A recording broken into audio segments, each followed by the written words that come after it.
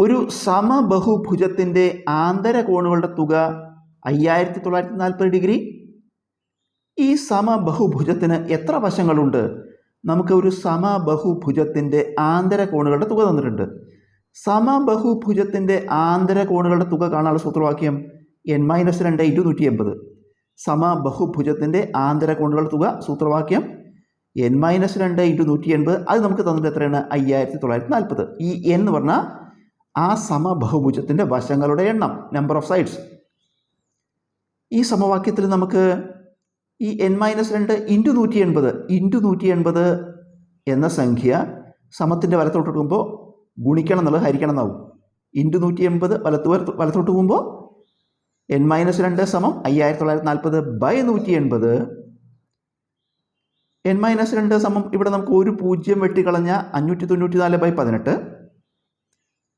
n-2 ഇത് ഹരിക്കുമ്പോൾ 59 3 18 54.